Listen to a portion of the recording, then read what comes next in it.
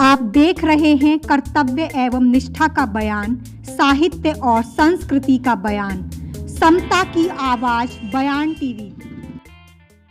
नमस्कार, मैं साक्षी गौतम और आप देख रहे हैं बयान टीवी। आज ज्योतिराव फूले की जयंती है। अंग्रेजों से पहले देश पूर्ण रूप से कृषि पर निर्भर था। अंग्रेजों के आने पर इसके स्वरूप पर व्यापार का भी प्रभाव पड़ा। मजदूरों को उनकी सुविधा के अनुसार अवकाश दे दिया जाता था, पर साप्ताहिक अवकाश का चलन नहीं था। ईसाई अधिकारी रविवार को चर्च में प्रार्थना के लिए जाते थे। प्रार्थना के लिए जाने व आने में इतना समय लग जाता था कि आधा दिन बीत जाता था। पर मजदूरों को लगातार काम करने के कारण उनका स्वास्थ्य प्रभावित होता था। कहने सर के रहने वाले नारायण मेधावी लोखंडे ने मैट्रिक परीक्षा पास करके रेलवे के डाक विभाग में सेवा करनी प्रारंभ की। सरकारी सेवा से संतुष्टि न मिलने के कारण लोखंडे जी ने बॉम्बे टेक्सटाइल मिल में स्टोर कीपर के रूप में अपनी सेवाएं देने लगे। ये एक चिंतन प्रवृत्ति के होने के कारण यही सोचते थे कि सप्ताह में एक दिन तो अवकाश जरूर मिलना चाहिए, जिससे शरीर को आराम मिल सके। उस समय अपनी सोच को सरकार तक पहुंचाना आसान नहीं था। उन्होंने अपनी बात को सरकार तक पहुंचाने के लिए वर्ष 1880 में दीनबंधु नाम से अखबार प्रारंभ किया। उस समय उनके पास यही एकमात्र साधन था सरकार तक अपनी बात पहुंचाने का। अखबार का उद्देश्य केवल मिल मालिकों की कारगुजारी उजागर करना और श्रमिकों की परेशानी बयां करना था।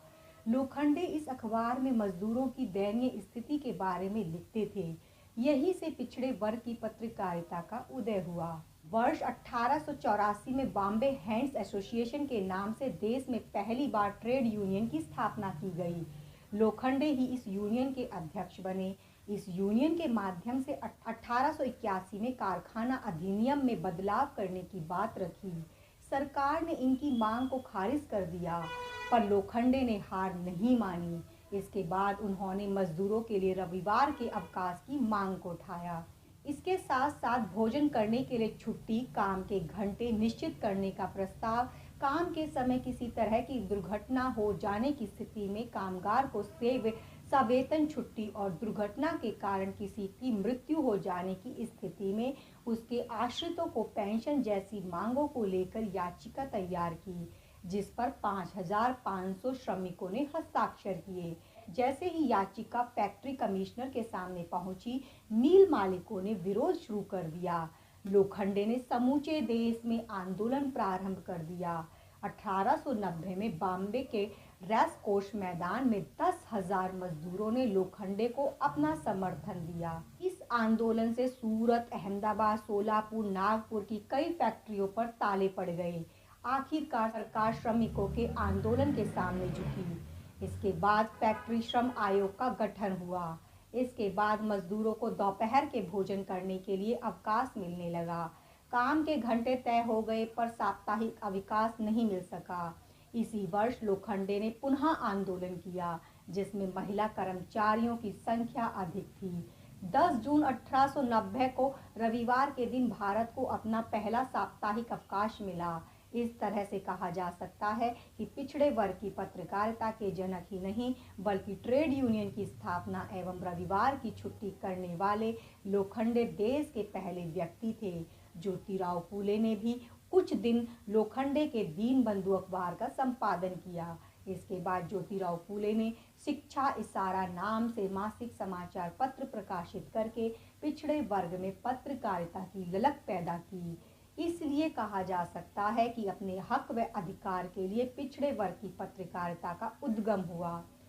फूले के पत्रकारिता विचार को आगे बढ़ाते हुए मराठी भाषा में कई पत्र पत्रिकाएं प्रकाशित हुई। डॉक्टर अंबेडकर ने भी उन्हीं के विचार को गति देने के लिए मूकनायक प्रकाशित किया था। श्री कृष्ण बंसल के संपादन में बृहद विकास, अमरावती निदेश्वर माली के संपादन में खलेरी गौरव, सुरेश कुमार माली के संपादन में इंडिया मित्र, धनंजय माली के संपादन में माली दर्शन, अशोक मानेकर के संपादन में बाल विकास, संजय मैथ्यू के संपादन में समाज जागरण, मनोहर चालपे के संपादन में माली विचार, नागपुर श्रीमती असुकु मोरे के संपादन में फूले ज्योति, विदर्भ सुरेंद्र माली के संपादन में माली दर्पण, चंद्रकांत बघेल के संपादन में माली भूषण, विजय कुमार माली के संपादन में माली आवाज पुणे, दशरथ सदावरी फूले के संपादन में महामित्र, सतारा के से पत्र पत्रिकाएं प्रकाशित होनी प्रारंभ हुई। इनका असर हिंदी भाषी राज्यों पर भी पड़ा।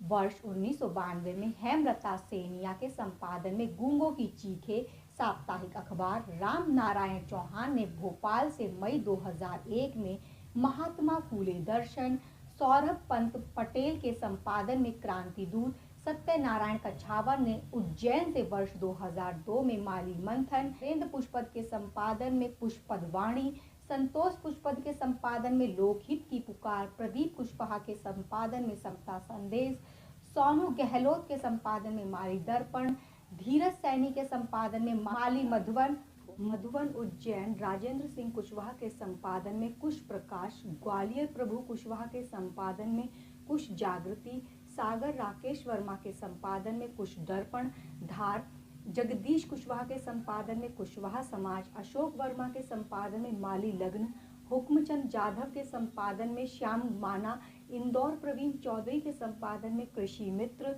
टीकाराम पटेल के संपादन में पिछड़ा वर्ग समाचार, राजेश पटेल के संपादन में हरदैया बादरी जबलपुर, मांगेलाल पत्रकार के संपादन में कुछ शक्ति, माली जाति के साहित्य व संस्कृति के सवालों को बखूबी से उठाया। हेमराज सैनी के संपादन में जयपुर से वर्ष 2003 में मासिक अखबार माली लहर, अश्वनी कुमार के संपादन में सैनी संदेश, घनश्याम सैनी के संपादन में सैनी लहर, शिवचरण माली के संपादन में लोक दशा, गोपी किशन गहलोत के संपादन में सैनी माली कॉम जयपुर से प्रकाशित हुई। मोतीलाल फूले के संपादन में महात्मा फूले जागृति, माली बनवारी लाल सोलंकी के संपादन में जगत मुरार पत्रिका, जालौर जुगल किशोर गहलोत के संपादन में उद्घोष नयावर, सुंदरलाल माली के संपादन में सैनी दर्पण नयावर, महावीर सिंह चौहान के संपादन में मोगरा अजमेर, राजकुमार माली के संपादन में समाज की हलचल, गोपाल लाल माली ने भीलवाड़ा से वर्ष 2009 में फूले विचार वाटिका, नीश गहलोत के संपादन में माली सैनी संदेश जोधपुर, सुमित्रा आर्य सैन के संपादन में कलाम काला, वीरेंद्र मंगल भाटी सैनी सैतु टाइम्स, जगदीश यायावर सैनी के संपादन में सैनी घोष, योगेश सैनी के संपादन में माली जगत, अलवर धनराज माली के संपादन में माली दर्पण, विरोही देवराज सैनी के संपादन में राष्ट्रीय सैनी पंचायत, नागौर से पत्र पत्रिकाएं प्रकाशित हुईं। झज्जर हरियाणा से मंजू सैनी के संपादन में गोल्डन भारत, किरण सैनी के संपादन में रोहतक से राष्ट्रीय सैनी पंचायत, करण सिंह सैनी के संपादन में गुरुगांव से राज संघर्ष, हेमंत सैनी के संपादन में फूले संदेश पत्रिकाएं प्रकाशित हुईं। पत्रिकाओं के माध्यम से फूले के विचार हरियाणा की जमीन पर अवतरित होने प्रारंभ हुए। मनोज काम्बोज ने सहारनपुर उत्तर प्रदेश से काम्बोज सैनी जागृति पत्रिका, हेमंत सैनी ने रेवाड़ी हरियाणा से वर्ष 2012 में फूले विचार वाटिका, राम नारायण ने गाजीपुर दिल्ली से वर्ष 2014 में शिक्षा इशारा तथा स्वरूप नगर दिल्ली से बदलाव की दुनिया पत्रिका प्रकाशित की। पत्रिकाओं एवं स्मारिकाओं के शीर्षक फूले, सैनी, माली शब्दों से प्रारंभ होते दिखाई देते हैं। माली, कुशवाहा, मौर्य, सैनी आदि के बीच फूले शब्द की चेतना के प्रतीक के रूप में उभरा है। धन्यवाद साथियों, आपको ये हमारी वीडियो कैसी लगी हमें नीचे दिए गए कमेंट्स बॉक्स में